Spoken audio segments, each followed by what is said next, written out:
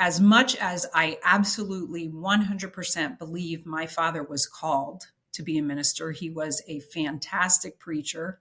I mean, the man could hold a room like you would not believe. And he was very good with the people in our community and the people in our church. He did drink and smoke publicly, partied with the firemen in town. And we lived in sort of a blue collar community. And I think that endeared him to people because, they were like, the minister's drinking with us, so it's okay, Okay. And so he was sort of the life of the party. Everyone called him the Rev. He wasn't just Reverend, he was the Rev, and I mean, to the extent where he had hats with that on it and t-shirts, this was who he was. He was the Rev. And you're listening to When God Intervenes, the podcast where faith, hope, and healing come together for families with a loved one battling addiction. I'm back. I'm Daryl Rogers. I'm your host. Welcome to another episode of When God Intervenes. So glad that you're listening today. And today I'm honored to have a guest on, Jessica Morris. And Jessica and I have a lot of things in common. We're both PKs, both preachers' kids. And Jessica has a story about addiction and recovery she's going to share with us today, and just tell us about her journey and how she came to the place that she is now with the work that she does. And so good to have you here, Jessica. Thank you, Daryl. I'm honored to be with you this morning. Well, first of all, tell us where you're from. Where are you now? Where are you located? Today, I live in just in a little town outside of Reading, Pennsylvania, which is, for those of you who don't know, is the Reading Railroad on the Monopoly board, is the first claim to fame. But we're about an hour north of the Philadelphia area. So southeastern Pennsylvania.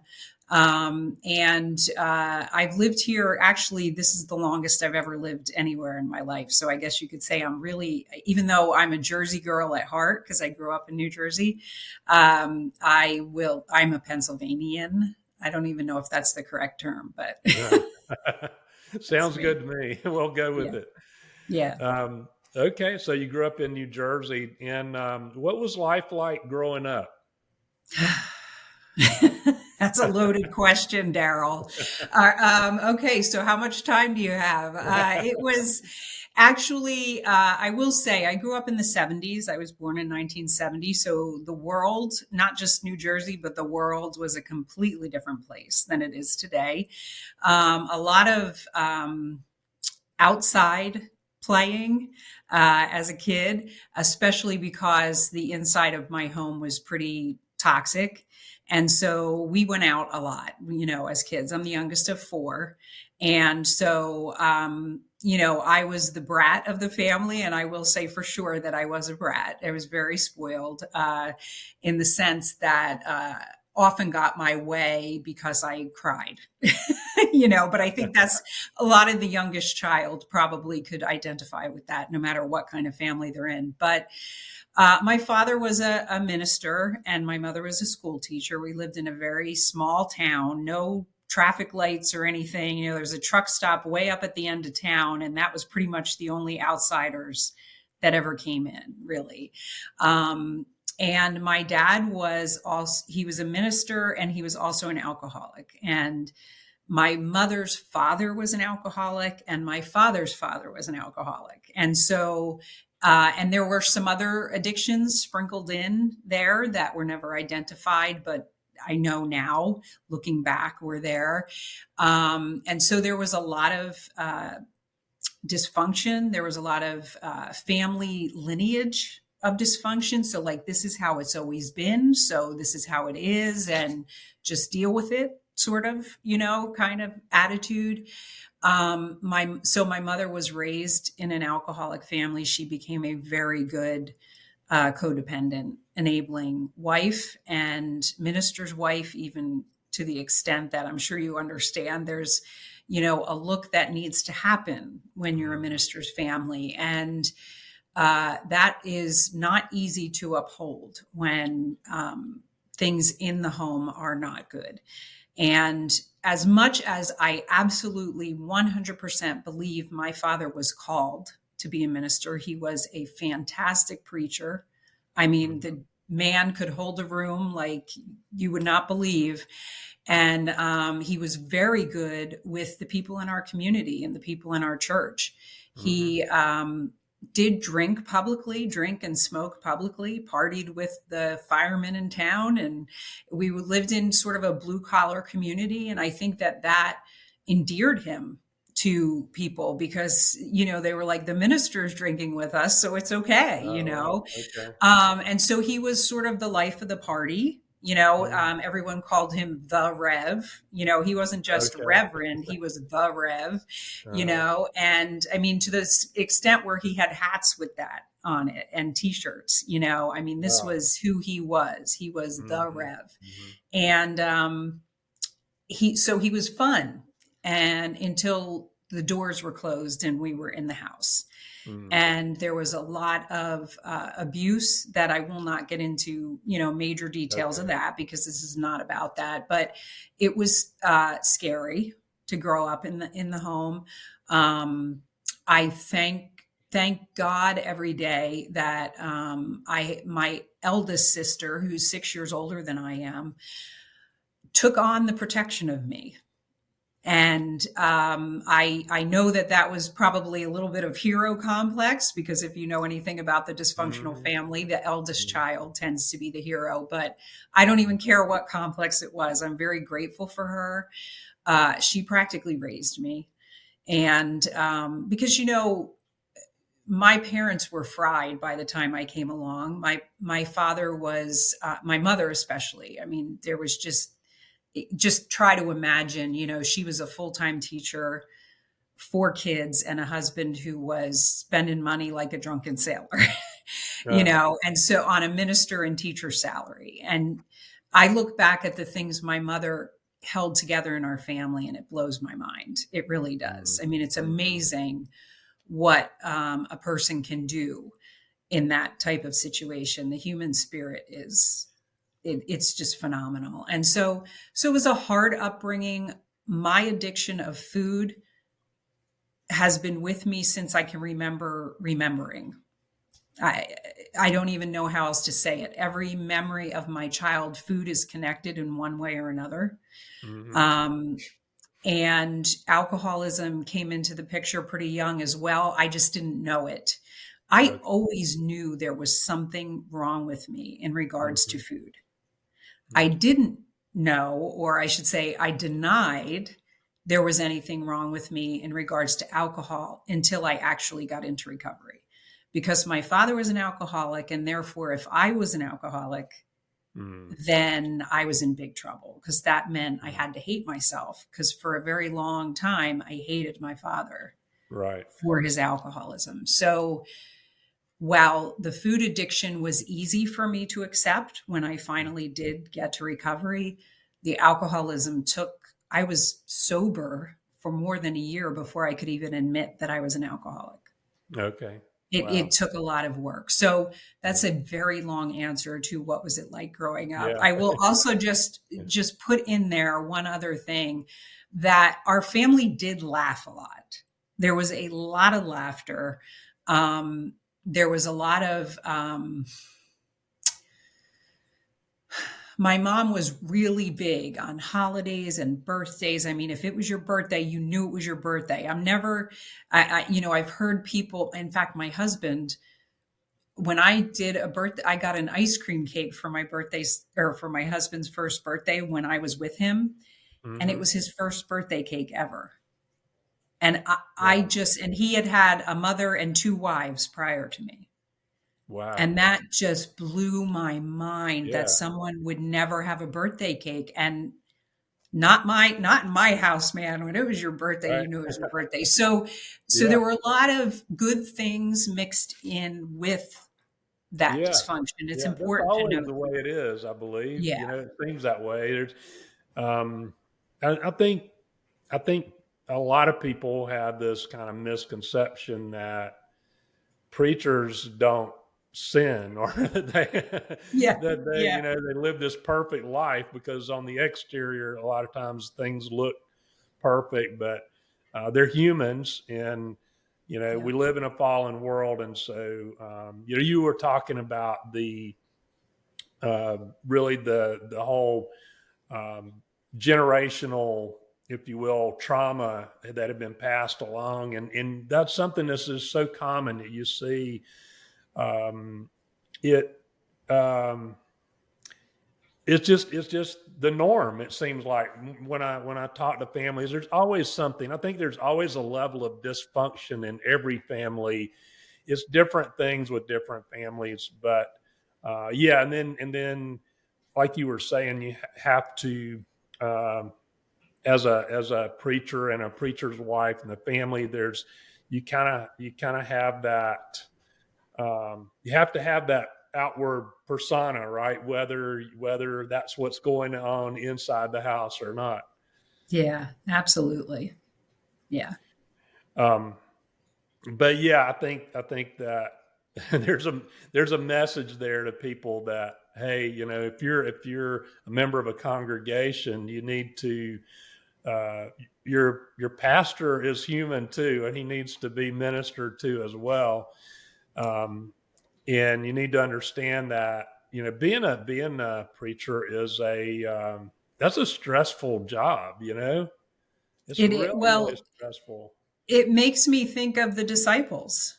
Mm. I mean, look at the guys that Jesus picked to Right, follow yeah. him. I mean, what a bunch of Yeah, human beings they were. I mean, yeah, they were that's so right. human, and they fought amongst each other, especially after he ascended, and they had to do Mhm, it on their own. They were a mess. mhm, And so the expectation that we have today of our ministers is so unfair. yeah, And I'm not excusing my father's behavior, but I mean, right. even the minister that I have today, I know he's human. I don't expect him to act absolutely perfectly all the time. In I think fact, I when I got into doing spiritual direction, I love providing spiritual direction for people in ministry because they don't even know they need it. right. Most of the time, it's like, what, your spiritual soul and it needs sustenance just as much as the next person. Hmm. And you deserve to have someone sit and listen to you and hold that space for you as Hmm. much as the next person does. You do it all week long for everybody else. You and I both know that the minister does not work 8 to 5, and they Right, don't just that's work right. on Sunday. It's a Yeah, 24/7 job. that's Yeah. right. Speaking of alcoholism, I can remember my dad getting phone calls in the middle of the night, from families who he had to go minister to because the dad or the mom or whoever it was, came home drunk again and was yelling, and there was fighting. Yeah. And yeah, so that was a very common thing. But, when people see you at church on Sunday morning, they don't know that Saturday night or Friday night you were up all night with his family ministering to them, Yeah. Yeah. and yet you still have to go deliver a sermon. And yeah, so and I think it's just a natural thing, maybe a human thing, that people tend to put their pastors, they put them up on a pedestal, and they are held to a higher standard, which is understandable. But um, it's almost like they're worshiping the preacher instead of Person. worshiping God. Instead of having a relationship with Jesus, sometimes it gets a little bit distorted there. How did you come to the realization that and where were you in life when you take me back to that moment when you realized that I need some help in Oh. things or Well, I knew I needed help for a long time. mhm, I was you in, weren't ready to ask? yeah, I was in and out of counseling, probably for about 10 years Hmm. before I got into actual recovery. Okay. And the reason I mention that is because I want to give a kudos to all those people. I think they kept me alive. I think those people that I went to see kept me alive. They really didn't have the opportunity to help me, though, because I wasn't being completely honest with them. Right. Yeah. Counseling doesn't work if we don't get vulnerable. Hmm. Hmm. And so I thank God for those people. What happened though is I was let's see, I was 28 years old when I moved to where I'm living now.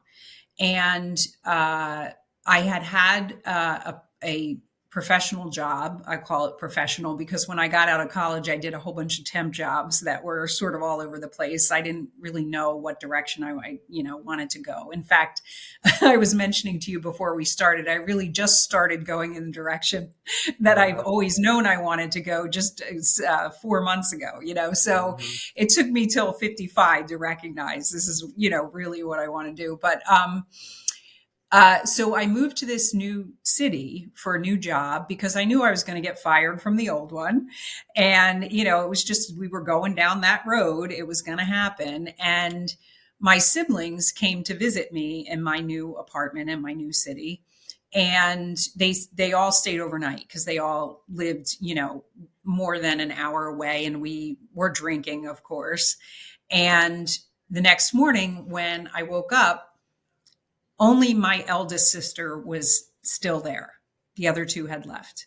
And I said to her, where are they? Why'd they leave? And she said, because they didn't want to stay to hear what I have to say to you. And I was like, uh-oh, you know?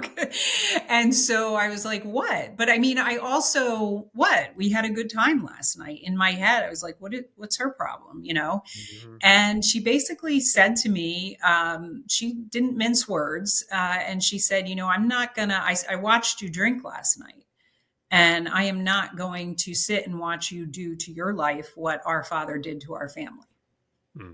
And I was annoyed, pissed off, to be perfectly honest with you. How dare she tell me Hmm. anything like this? Who does she think she is? She was drinking right along with, all those things were going through my head. And I got her out of my apartment as quickly as I possibly could. Uh-huh. And, but that's when I started seeing a new counselor Hmm. because I decided to see a new counselor because I'm going to show her, I'm going to show my sister how I don't have a problem with alcohol. Uh-huh. Okay. And so, that was probably, I want to say that was about 10 to 12 months before I got into recovery, because what happened was that counselor, for whatever reason, let's just say God came in and changed me. I started to tell her the truth. And I didn't even really know I was telling her the truth until she told me she said, you've been with me almost a year. I've been reviewing my notes of, our sessions. And there's a lot of trauma from your childhood that we need to dive into. Hmm. And I thought, okay, here we go. We're going to make it everybody else's fault. Like that's what Uh-huh. I was thinking she was going for. And she said, before that happens, though, you're going to have to go get help for your food addiction. And I was like, what? And she said, Jessica, every single time you have come in here, you have talked to me about you cannot stop eating, that you've tried every diet, that you've tried every remedy, you've gone to commercial weight loss programs, you've, made up your own, you've exercised, at one point I even was working for a commercial weight loss program because I was so successful in their Hmm. program. My Hmm. weight was very up and down for the first 29 years of my life. And she said, this is an addiction. And until you admit that it's an addiction, until you get help for it, it is always going to be in the way of everything else. And nothing that we do in this room will ever take hold as long as you are still chained to the food the way you are. Hmm. And she pointed me in the direction of a recovery program for compulsive overeaters. And I was shocked because I'm paying her $90 a week And she's telling me to go to this place where I only have to put $1 in the basket every time I show up. Like, what is she, nuts? you know? But no, she's not nuts. She knew what she was talking about. Mm-hmm. Because when I walked into that first meeting, I wasn't there 5 minutes and I knew, holy crap, am I exactly where I need to be? Mm-hmm. I also didn't want any part of it. I wanted out so fast. I just, it freaked me out because honestly, as I was growing up, and I don't know if you remember this in the 80s, they used to do like, what were they called? They were TV movies like once a week. They would do, what the heck were they? Oh, Hallmark Hall of Fame movies, Okay. those. Yeah. Yeah. And they always, not always, but they often had on girls with eating disorders like anorexia or Uh-huh. bulimia. And I used to pray to become anorexic or Wow. bulimic so that someone would help me because I knew there was something really wrong with me, but I didn't have what those girls had, Mm-hmm. or at least I Mm-hmm. didn't think I did. Mm-hmm. Because really, what I learned when I went into recovery is that the food addiction manifests in a lot of different ways, but it lives in our brain. That's our brains. I was a volume eater.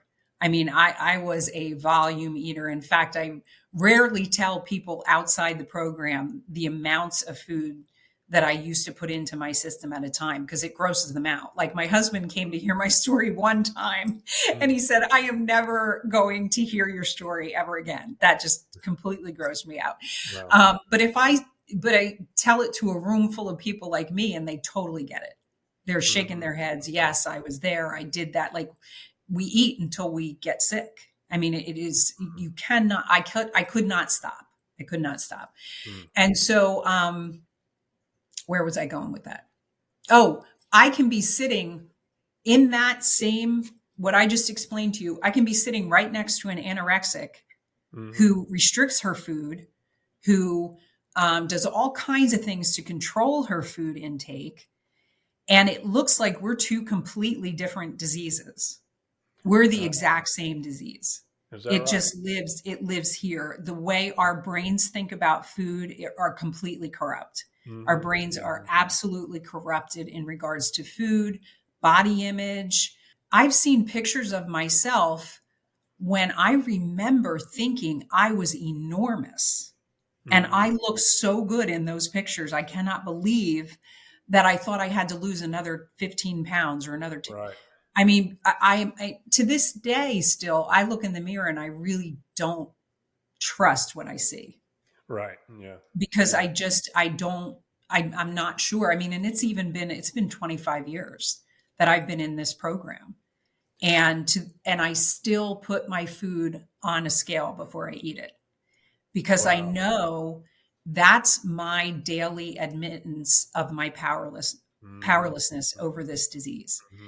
I can look at, a 72-ounce steak and go, yeah, that looks like it's 4 ounces. I Let, can rationalize anything. yeah. Let me ask you this because, you know, I mean, I sort of get it, but I can't fully comprehend it. I can sort of myself, if I'm stressed, if I eat something, I get a dopamine release, right? You Yes. will get a Yes. dopamine Mhm. release from that, and it's like comforting. And usually when you're in that situation, it's not the healthy foods you're craving, right? It's the junk Absolutely. food. Right. Am I on track there with some of that? How does that play into it?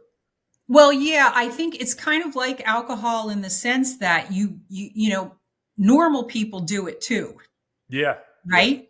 Uh-huh. It's the extent that I take it in my own Mhm. mind, Gotcha. physically speaking. Mhm. I can tell you, I'll give you probably one of the more gruesome things. Mhm. There was a period of time where I had like a go-to three, which would mean that I would be eating a bag of potato chips while the frozen pizza was cooking in the oven. And then there would be some sort of ice cream treat or, sugary, icy or something like that Mhm. for after. Mhm.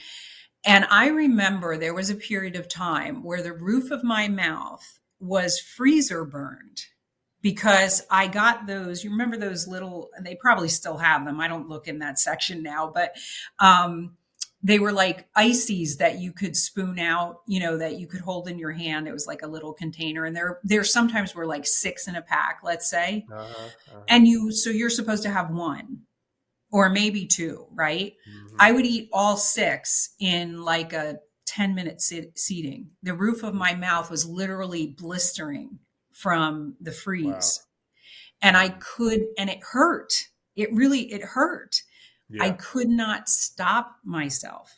Like there Mm-hmm. was no, at that point. And I will say it took me a while to get there because, like Mm-hmm. I said, my weight has gone up and down my whole life. I would say in the last 4 years of my addiction, there was no going down. There was no more control. It was Mm-hmm. gone.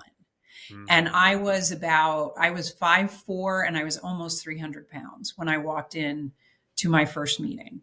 Mm-hmm. And there was nothing inside of me that ever said, "Ooh, I want to be almost 300 pounds." Right. Nothing. And Yeah. I mean, I was working for a weight loss program. So it's Mm-hmm. not that I didn't have the knowledge. I had all the knowledge that I Uh-huh. needed in order to eat properly and to exercise properly. But that didn't stop me from eating a pizza and then doing, 4 hours of aerobics in my living room to Mm-hmm. try to get those calories. I mean, it was just a all-consuming addiction. On Yeah. top of that, and this is where the alcoholism took off for me. I drank a lot when I was in high school. I became the bad girl when I was in high school. I was a straight A student, and then I discovered partying with my friends, and that was that. Um, and what I discovered when I was in college, I tried to become a bulimic so that I could stay thin and still eat everything I wanted, Mm-hmm. but I could not make myself throw up. For whatever reason, I tried everything. I Mm-hmm. learned that if you drink enough, you'll throw up. And Uh-huh. so that's when the diseases started to play off of each other. Mm-hmm. And it spiraled out of control over and over again. And then I would reel it back in. My sister would Mm-hmm. say something to me, or my mom, or, somebody would come in and say, I'm a little concerned about your drinking. Or my other sister went to the same college I did, and she was an RA, and she wrote me up once for my drinking, because Okay. she was so worried about me. Uh-huh. And so I would reel it in so everybody could relax, Right. and then I would continue and it would just spiral again. And Mm-hmm. so, but what happened at the end is I lost the control of the reeling in that just didn't Mm-hmm. exist Mm-hmm. anymore. And Yeah. so when I went to recovery, the first woman I worked with in the food addiction program told me that the way she worked the program, there was no alcohol allowed in your food plan because alcohol has sugar in it. Mm-hmm. And sugar is what we know to be the addictive substance that makes us crave more. Mm-hmm. And so I was like, well, that's okay. I was very self-righteous. That's okay. I don't have a problem with alcohol, like that's not my problem. That's my father's problem. Mm-hmm. And that's why I say I was sober for over a year before I was able to admit that I was because I was what they call stark raving sober. Mm-hmm. Like I was a lunatic. I was, Uh-huh. just still living in all of the behaviors, like Mm-hmm. the food was right and I wasn't drinking, but I was still crazy, you know? Right. Right. Right. Yeah. And so that's when Yeah. she sent me to another counselor who Uh-huh. Uh-huh. we'll talk more about that, I'm sure at some point, but yeah. Yeah. I've some of the things that you're describing, I have run across quite often. And you're talking about when you were kind of trying to make everybody happy to get them off of your back. And I talk about that a lot because sometimes I will see people go to treatment. I'll give an example here. Young man is in trouble with DWIs, multiple DWIs, and this is a quite common scenario. And so he's got an opportunity to stay out of jail by going to treatment. So he goes to treatment for does a 30-day program, and he comes right back out of treatment, and he goes right back to drinking again, and right back to drinking and driving. And it's like you see the cycle repeat itself over and over and over again. And it's because he's never surrendered and Right. said, okay, I can't do this on my own. I need help. And he's not diving into the process of trying to do the work to get better. He's just trying to jump through the hoops. I call it jumping through the hoops to get whatever he needs in that moment, whether it's making family happy or getting, staying out of jail or whatever it is. So yeah, I see that a lot. Yeah. Yeah. And the sad part is that, I mean, if you've been around recovery long enough, you know that it's never going to work for a person until they're the one who chooses Right. it. They're the one who decides. I mean, I did try going to a couple recovery meetings. I want to say probably about 5 years prior Mhm. to me going to the meeting that I just told you about. And I mean, I just sat there and looked at them like these people are crazy, Right. and I went to keep, Yeah. because my mom suggested it, and I was Mhm. like, yeah, Mhm. whatever.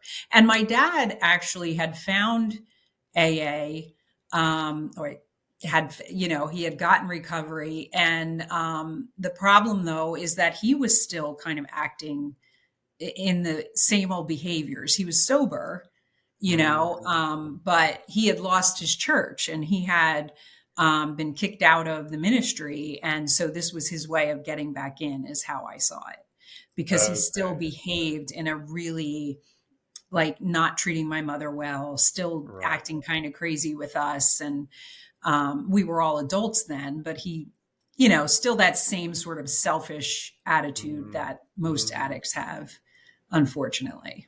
Yeah. Yeah.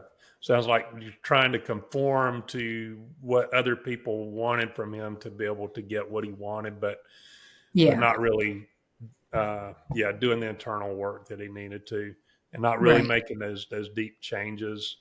Um, Right. yeah, and you were talking about earlier about being angry with your sister when she confronted you, and I tell people quite often if they're not angry with you, then you're not really holding the boundaries, like you Yeah. should, Yeah. or you're not communicating effectively. And I had a mom not too long ago. I think it was on a social media post that I had that she said, I confronted him about or I set some boundaries with him or whatever. And she's like, he hates me now. And I said, well, that's not really him that hates you. That's his addiction, because you're a threat to the addiction now. And it's almost like your child is in there, but that addiction has kind of taken him over. And that's what you're dealing with, or who you're dealing with, when you're seeing that anger and frustration.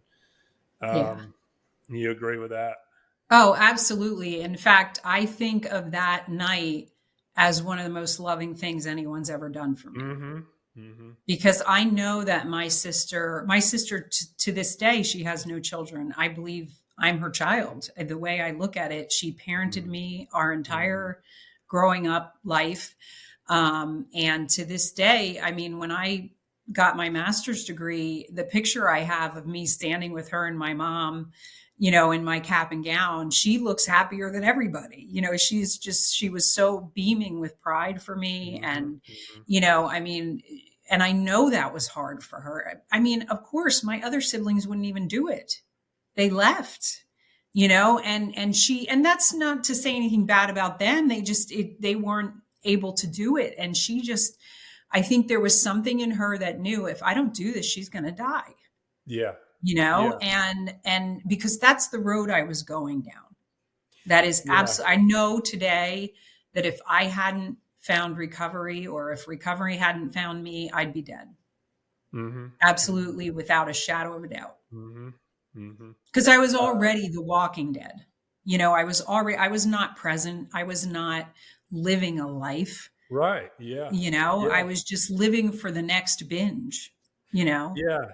Boy, you're getting on a lot of good things there, a lot of good points, and it's just coming at me so fast. I don't know if I could keep up or not. Keep the thoughts in my head here to cover all these, but yeah, you're just talking about how love. Let's talk about love for a second. That's what I was thinking of here. Um, you were saying that that was the most loving thing she could have done, and I know a lot of times parents feel like, or just in general, I think people think of love as, you have to always be agreeable with people, and that's just not true. And some of the most loving acts that we do, or acts of kindness, are when we confront people in love. But you know, that's a very it's a very difficult thing to do. It's difficult waters to navigate because, first of all, you have to check your own heart and check your motives and make sure that you're really doing this, you're really confronting this person out of love, and it's not for selfish gain. Or, if I'm struggling with my self-esteem and I see someone else in error, I may want to pull them down a little bit to make myself feel better, to elevate myself. So I have to check my heart and really dive in deep to go, okay, Daryl, what are your motives here? Are your motives pure? Are you really Right. trying to help this person? But if I get past that hurdle and I'm really trying to help this person, now I have the fear of, if I confront them, they're going to reject me, or they're going to hate me, or there's going to be this really ugly conversation that's going to leave me hurt. Hmm. And um, we have to, I think, when we really, really love on the deepest level, we're willing to step past that fear to confront that person and take that risk. Maybe you completely lose the relationship, but you've still, you have to. It's just like, really, it's like crucifying yourself in that moment, if you Yes. will. That you're like saying, okay, I surrender, I give up everything. Whatever happens to me in this is what happens, but I have to confront this person. Yep. Does that make Yeah, sense? absolutely. In fact, as you're talking, I'm thinking of, the line, what Jesus said: "The truth will set you free." Hmm. And, the truth hurts a lot It of does, times.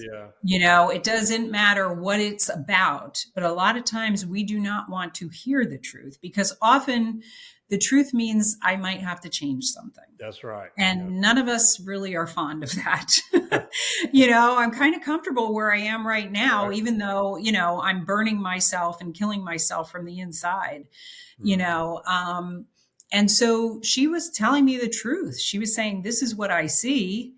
And I'm telling you right now, I'm not going to be a part of it." Like, I've Mhm. already, I think she didn't say this, but it was almost like she was saying, "Look, I've already wasted the first half of my life on living with this alcoholic father and Mhm. seeing what he's done to our family. I'm not going to sit here and watch you do it for the rest of my life." Mhm. I mean, like, this is, she didn't say it in those terms, but that's kind of in hindsight what she was saying. And today, she's not, I wouldn't say that she's thrilled. I mean, I tend to be what they would call a Jesus freak now. Mhm. Like, I'm just like, yay, Mhm. Jesus, Mhm. and she's still got some hurt and pain from, our upbringing. And so Yeah, there's no church life for her at this I time. understand. And, she still sits and listens. She still is excited for me. When I went to seminary, she was still excited for me. She Mhm. she she Mhm. thought it was weird, but Mhm. she was like, "Go for it." I mean, if this is where the path is taking you, and so I she's one person. I'll never forget this. When I first was with my husband, before we were even married, the one thing I have to say about my dad that everybody in my family agrees with is that we're New York Giants fans. He grew up. My parents grew up in Jersey City, and New Jersey. And so New York Giants, that's our thing, man. We could be having an argument, like knockdown, drag out argument about politics or religion or something. And somebody brings up the Giants. We're all on the same team. Like this Okay. is the one thing we all agree on. Uh-huh. So I drive. I've been doing this since I lived in Pennsylvania every Sunday to watch the Giants with my sister because she gets New York TV where she lives in Jersey. Uh-huh. Well, when I met my husband and we started to get serious and football season came around and every Sunday I'm driving away, he was kind of, what's going on here? This is not okay with me that every Sunday you're going to be gone. And I decided, of course, I went to the people in my recovery programs and asked them, what should I do? This is my sister. I love her. And they made a suggestion that I compromise with him and that I say, okay, how about if I just go when they play at 1:00 instead of all the games, the 4:00 and the night games, I won't go for those. And he was okay with that. And I was so afraid to tell my sister, and I told her, and you know what she said to me? She said, Jessica, she said, you and I, we're always okay. That's all you need to know. We're always okay. You do what you got to do in your marriage. We're good. I have to say that other than my husband now, she's the only person in my life that I have ever actually believed those words from. Other people have said them.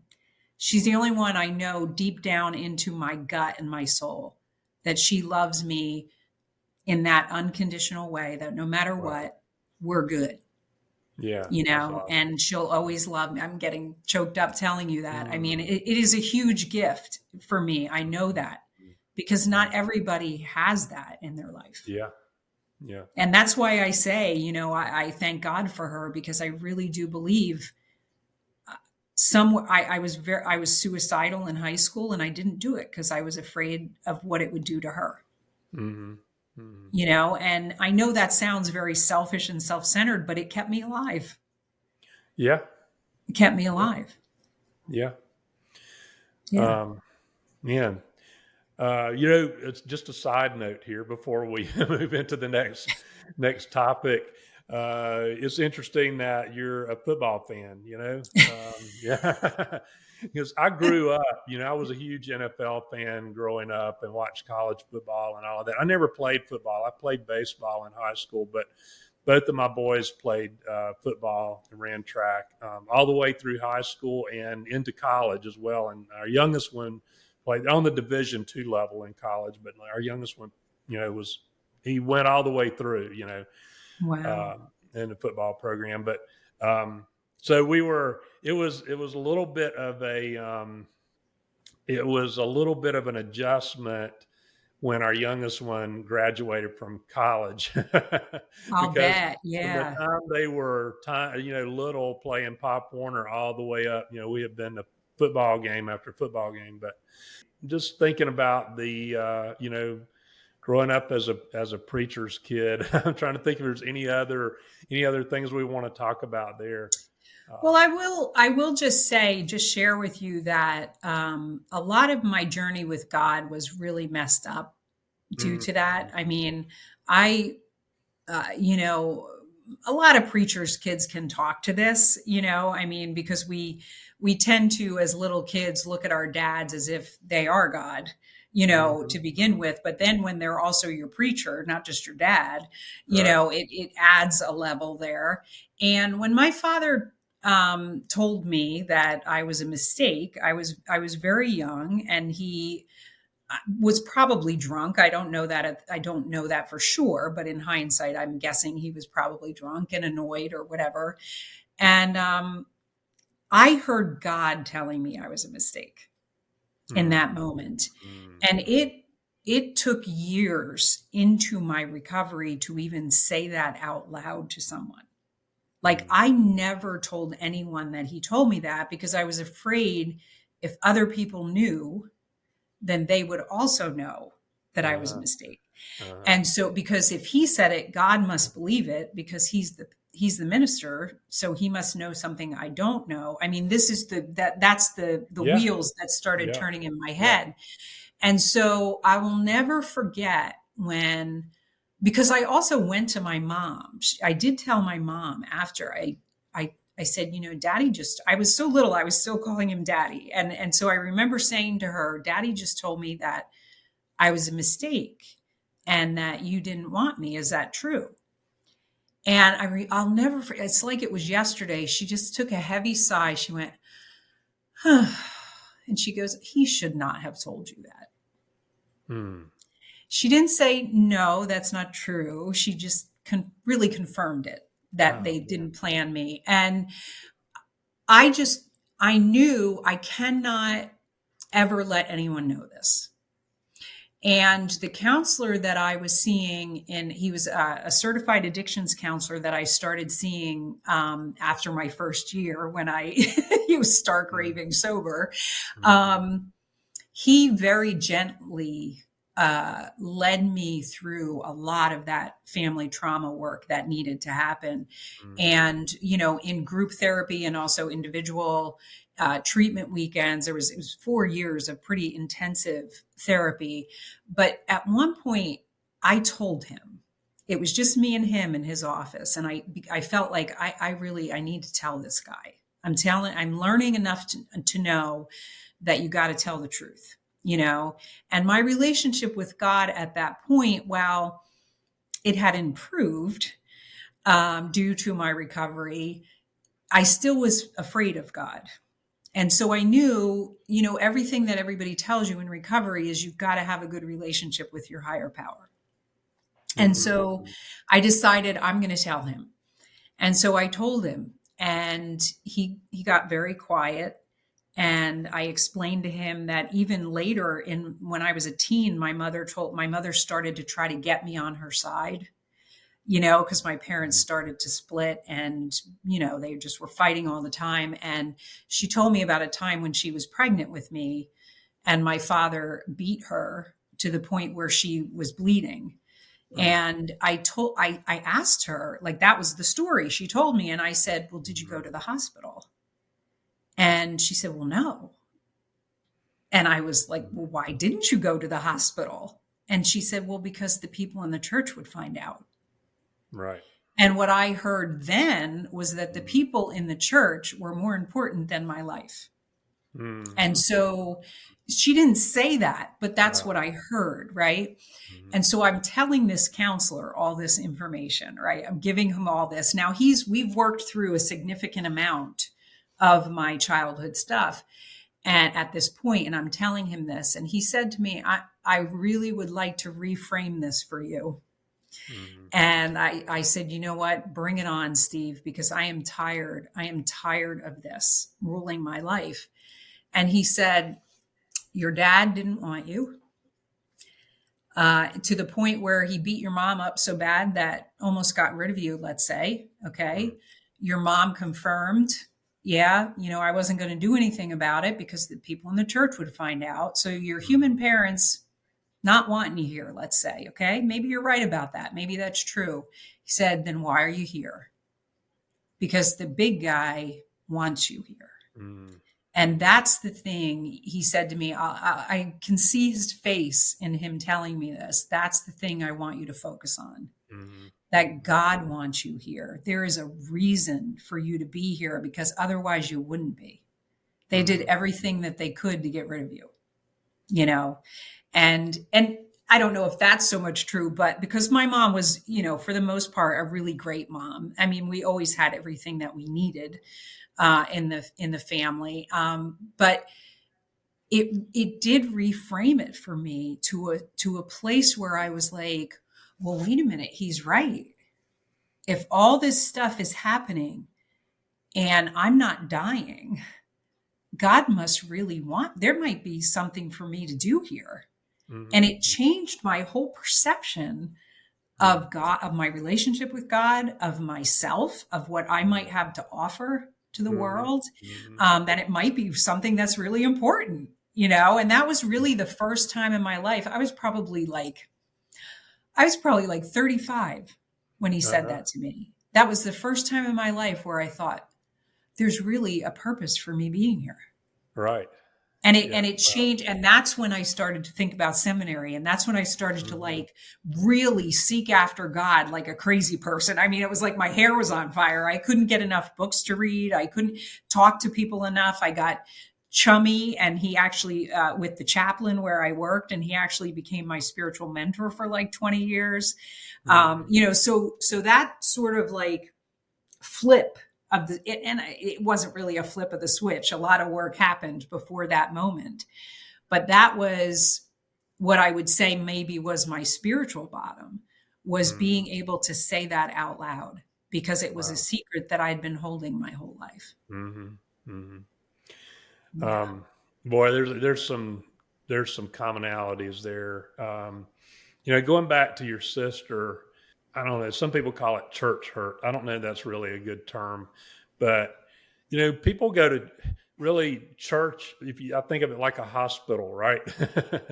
And so sick people are at the hospital, and so if you go to church, you're going to people should be there not because they're trying to impress somebody with their holiness or their spiritual walk, Right. but they should be there really looking internally and trying to figure out how what they need to do to heal and to come into a closer relationship with God. But if someone's there for the wrong reasons, they're sick too. I mean, they're sick. I mean, Yeah. we're all spiritually broken, and so that would be my message to people who have been to church and who have been disappointed by the pastor or disappointed by other church members or have been somebody lashed out at them. Well, those people are hurting too, and it Yeah. doesn't excuse their behavior, but you need to understand that that's not the reason to go to church, and there's that old saying that if you find a perfect church, don't join it because you'll mess it up, right? Yeah, exactly. And man, I would encourage people to not allow those bad experiences to prevent you from going to church. Church, I mean, that's separate. Yes, it's separate from your relationship with God. Now, you can Mhm. have a relationship with God and be right with God without going to church. However, Yep. going to church is an important part of your Christian walk, and Yeah. I don't want to see people throw out the baby with the bathwater on that. It's Yeah. not about religion for me. It's about relationship with God through Jesus. Right. And the Um, community of people, yeah, that he, absolutely. Yeah. I mean, Jesus talked about community all the time. He never sent us out by ourselves. He Hmm. said, go in groups of two, and that's how it started. And it became, this community of people working and living together, and Yeah. he wouldn't have said, and that's one of the reasons I love recovery, is that over and over again, you're told there, you cannot do this by yourself. As Uh-huh. soon as you try doing this by yourself, you're getting a red flag that you're doing something wrong. That's right. That's Yeah. right. That's right. And Yeah. so when I'm going to church, I'm looking for opportunities to serve other people, and I'm trying to be as so we have in our church, we have discipleship groups, which is just a Hmm. really, like, in our discipleship group, there's like five of us.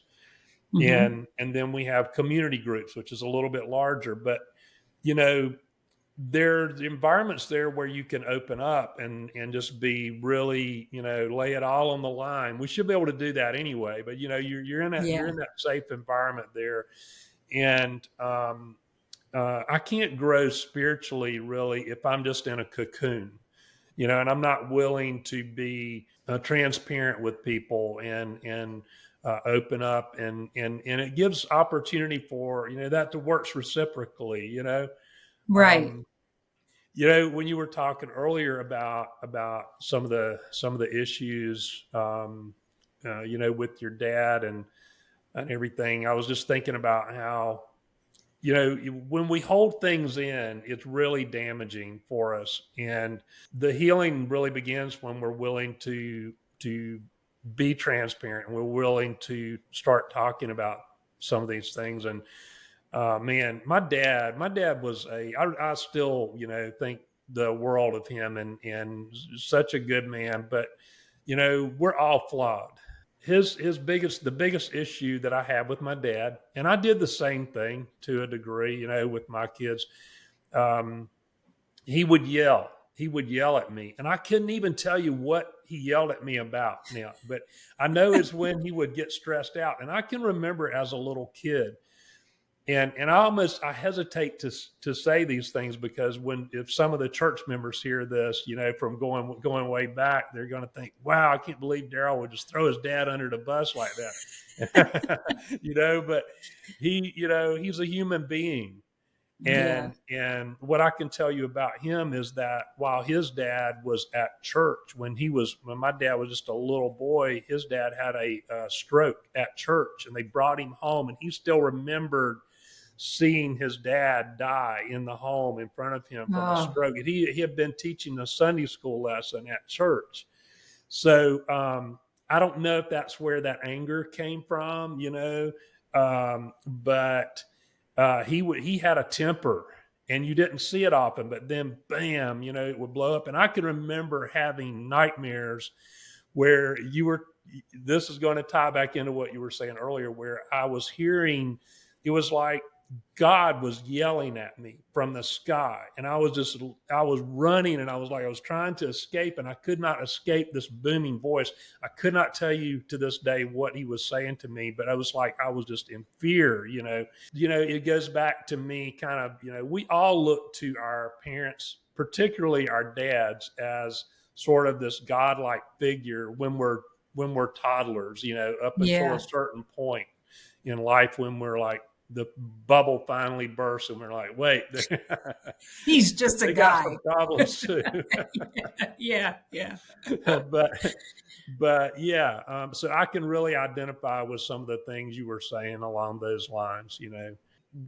Jessica, why don't you tell us a little bit about the work that you're doing now and about your books? That's one thing that we have in common also, that I like to write.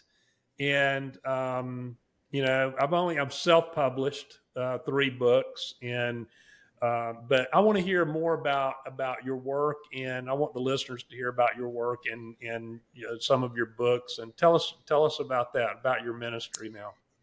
That is, it's so interesting how it came to be. I went to seminary to learn. I didn't want to be a minister. I didn't, Mm-hmm. I just wanted to get a master's in theology. That's it. I just wanted to learn it all for myself, which my husband's head almost exploded when I said that to him, because it's not a cheap way to learn. And there was no real job on the other end of it, or so I Mm-hmm. thought. But while I was in seminary, I tripped over spiritual direction, which is something that I didn't even know existed.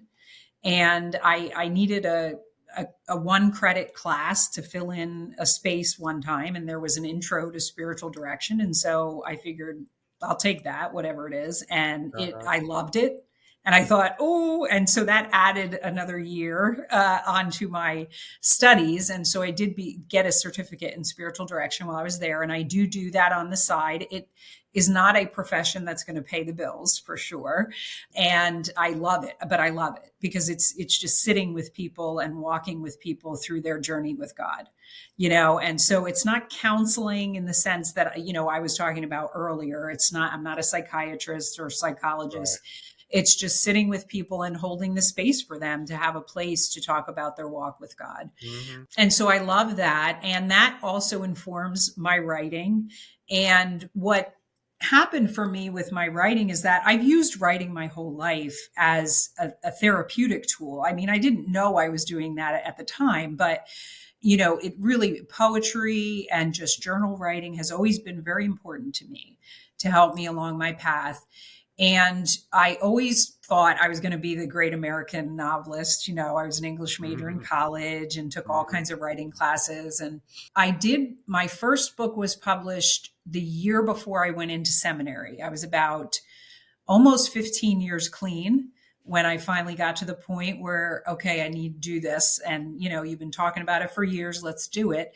And the chaplain that I mentioned earlier, I was talking to him about it. And he didn't edit or do anything for me, but it was a daily meditation book that I wrote. He just was on the receiving end of each entry that I did. And that was helpful to me because it made me accountable. Like I knew if I wasn't sending him more entries, he'd eventually go, "Hey, you haven't been sending me anything." Cause and so that kind of put a light under my butt, so to speak, to do that. And so that was published in 2014. And then I went to seminary and started to learn and really learn how to research and write and seek after the things I wanted to write about. And that's where I tripped over the idea. I shouldn't say tripped over. I tripped over spiritual direction. This idea was given to me. I was sitting in Intro to New Testament. So it was only my second class that I had. And we had just gone over the book of Revelation. And most people know that book just from the name of it. And they think, oh my God, end of the world, and it's a hard book to study. It's hard to learn. And there's a lot of different ideas about what it means. But one of the things that my Intro to New professor shared with us was that he was an academic. He wasn't a minister. He was strictly a PhD. And so he came at everything academically and historically. And he shared with us, he said, there's one idea about this book that will probably shock a lot of you, which is that this wasn't about the end of the world at all. It was really a symbolic writing about Rome and Rome's occupation of the Jewish people. And that was the first time I had ever heard that in my life. And I went, huh?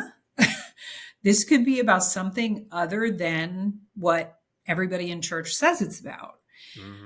Huh. And I sat with that for a while. And meanwhile, I was reading the Gospel of John for my own spiritual walk.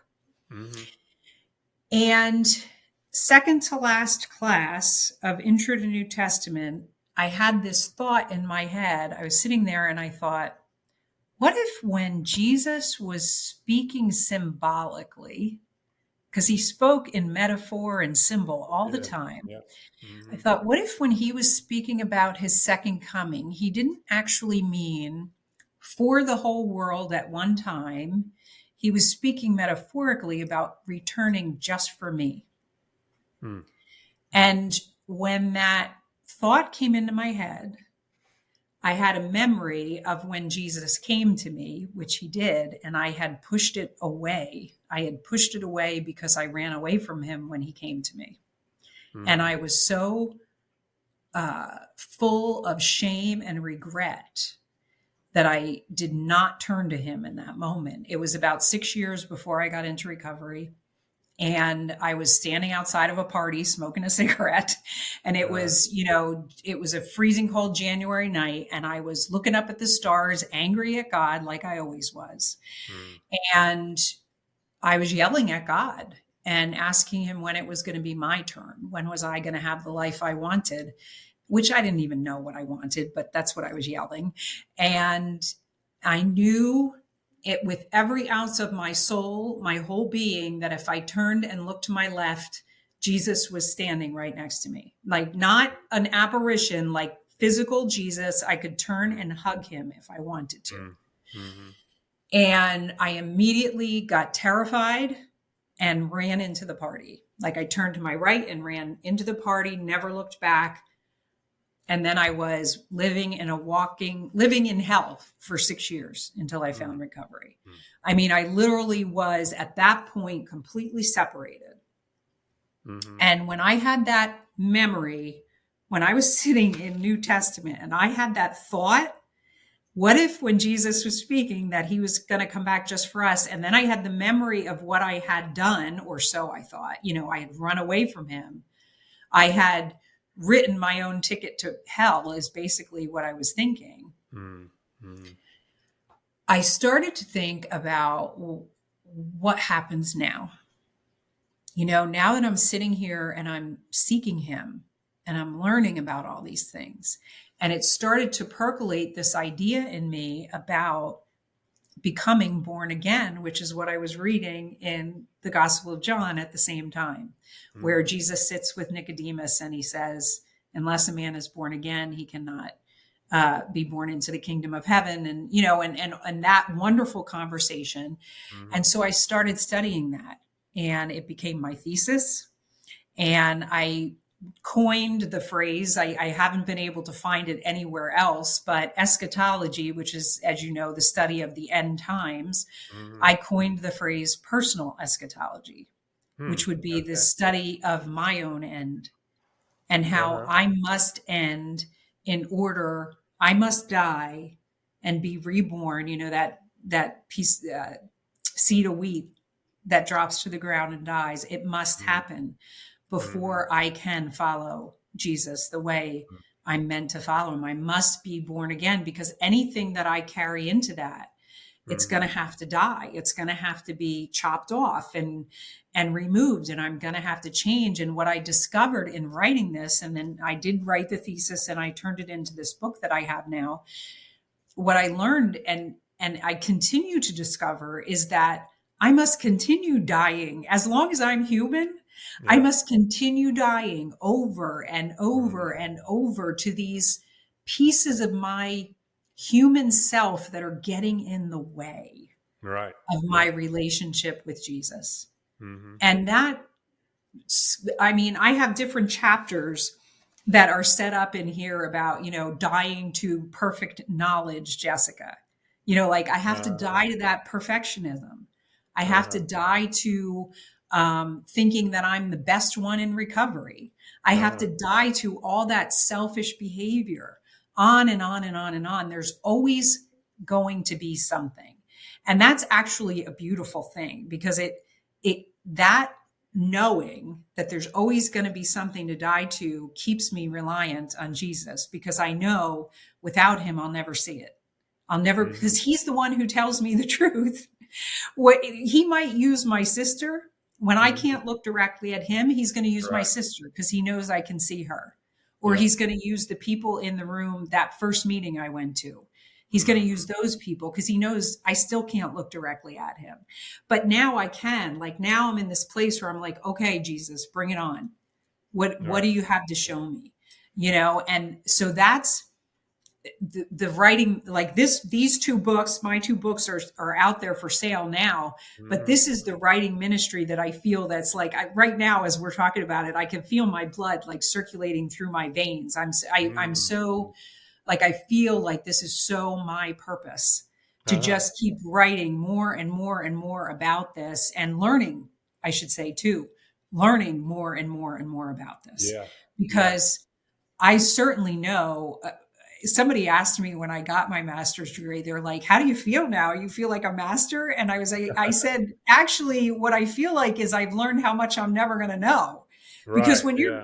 when Yeah. you're studying for something like, there's so many different things to read and be Uh-huh. taught. And I mean, I could be in school for the rest of my life Yeah. Yeah. and I You still won't know, know. that's part of what keeps me going is my curiosity and just like trying to learn new things and continue to grow as a person. Otherwise life gets boring, right? Absolutely. But Yeah. so do you have copies of your book with you that you can show us, or you have them Yeah, I here? do. I'm trying to. Well, this one says not for resale because it's the first Okay. one. Okay. But this is what the cover looks like, just not with Right. that Okay. line there. Okay. That's higher powered, and then Uh-huh. this one is the first one. This is called. It's kind of hard to see. Oh, dewdrops. Yeah. Dewdrops, I morning like the cover. meditations. Yeah, Yeah, real cool. this the actually see that cat there behind me. Oh yeah. Uh-huh. Right there. That's Uh-huh. Daisy. She was my first cat, and I named her Daisy because they were my favorite flowers. She was another reason I never killed myself. So that's Oh why wow. she gets a portrait over top of me. Uh-huh. When after my sister told me that, I had another momentary suicidal place that I kind of fell into. Hmm. And Daisy was my cat at the time, and she was my first cat as a grown up. She was my Hmm. first pet Hmm. that was just mine. And I was literally sitting on my couch contemplating, how am I going to do this so that, it can just be as clean as possible. Hmm. And I know it's weird things you think when you're going through that. And I know animals don't talk to us. Okay, I'm aware of that. I'm not a Right. crazy person, but I Uh, literally feel like she walked in the room and she put her hands on her hips, or she put her little paws on her hips, and she said, "Well, what about me? Who's going to uh, take care of me?" uh, Like that literally is what I felt from her. uh-huh. And that's it. I didn't, after that, I got the counselor, and Hmm. you already Hmm. know the rest of the story. So, Yeah, pets can really have a healing effect. And yeah, yeah, yeah, I agree with that. absolutely. I had dogs and cats as pets growing up. Um, I'm sure there were some hamsters and guinea pigs or something else in there too, right? We had like uh, a little farm let's in our house. see. Yeah. I had turtles. Yep. Yeah. Yeah. Yeah. Oh, I know what I was going to say about the journaling. The first book I published um, was it started out as a journal, and I did Yep. not know I was going to make it a book. And Yeah. so, um, talk to us just a little bit about meditation and how that's helpful to you, and how, because isn't that, I mean, that's part of one of your books, right? So, yeah, Yeah. talk to us about that a It little bit. Meditation to me, it's changed over the years. When I first got into recovery, the 11th step of most recovery programs speaks directly to prayer and meditation and how Hmm. important they are on a daily basis. It's a discipline that I find to be not a discipline. It's one of the greatest of life's gifts to me. Um, and it started out very slow for me because I had a hard time sitting still, which I Mm-hmm. think most people have, but Yeah. especially addicts. We want to just keep going and give me the book to read so that I can give you the right answers. That's Uh, sort of uh, the mindset.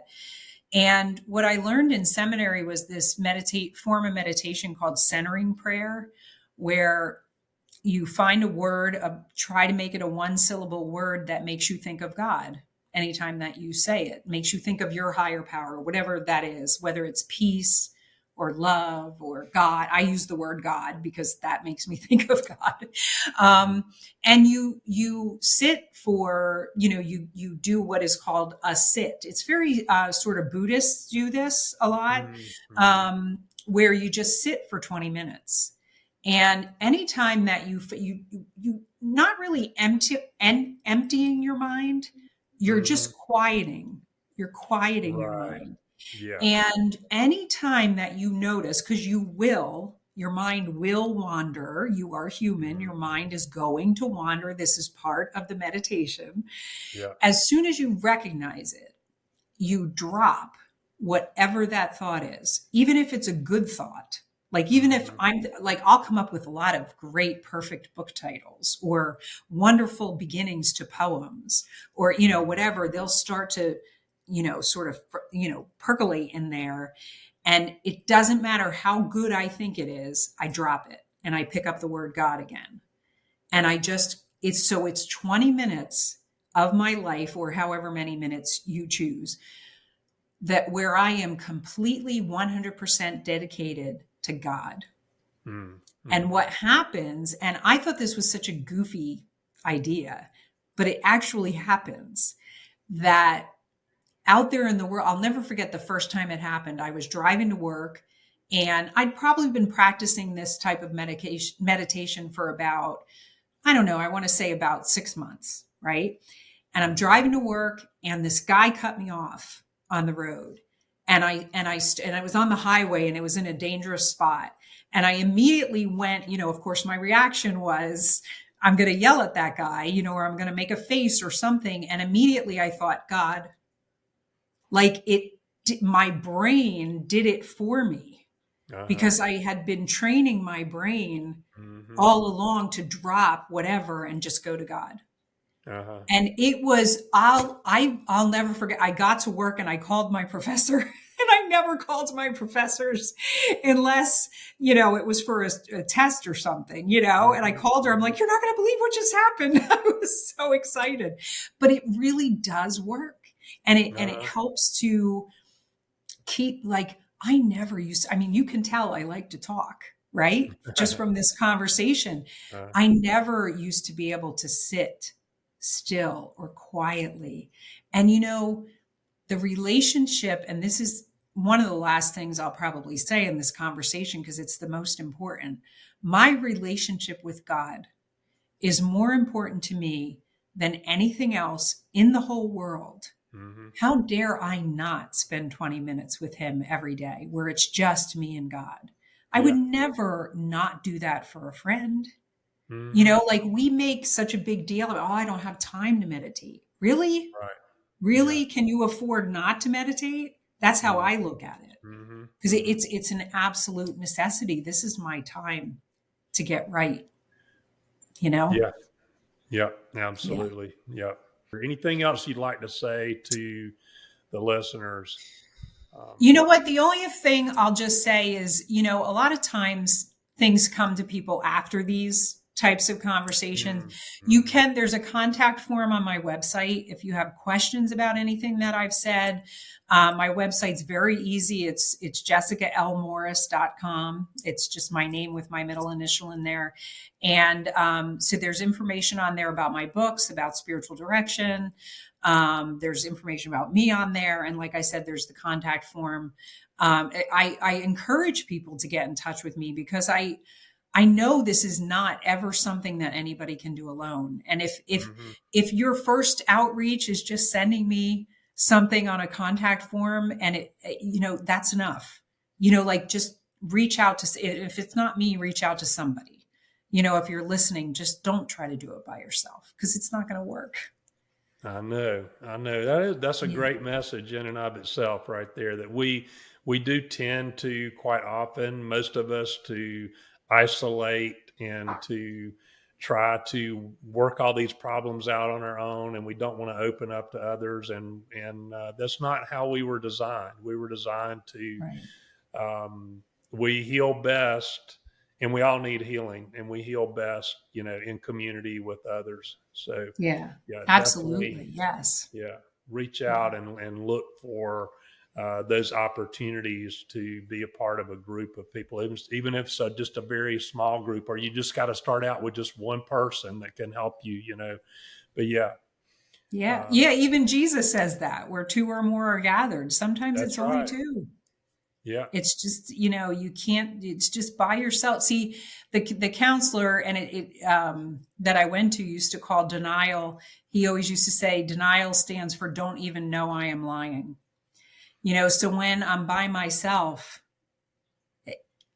I'm never going to know the truth because Hmm. I'm so stuck in my own. That's right. Yeah. Yeah. Yeah. Yeah. Quite often we can't see the forest for the trees, so to speak. Yeah. It's like, yeah. Yep. Yeah. Yeah. Um, well, Jessica, wow, I've really enjoyed the conversation. It's been great getting to know you, and we have so many things in common. And I've just really enjoyed it. I really enjoyed the conversation. I know the listeners have as well, and I look forward to continuing it again sometime because. There's so many things you said that I was just flooded with thoughts and I couldn't capture it all. So I'm sure we can revisit this another time. Oh, I would love that. You're so easy to talk to. Like a couple times I even forgot that we were doing a recording. So Yeah. anytime, really, I'm always willing to talk about this stuff because that's how we heal. All right. Well, thanks again. I appreciate you being a guest on the show. Thank you, Daryl. It's been great being with you.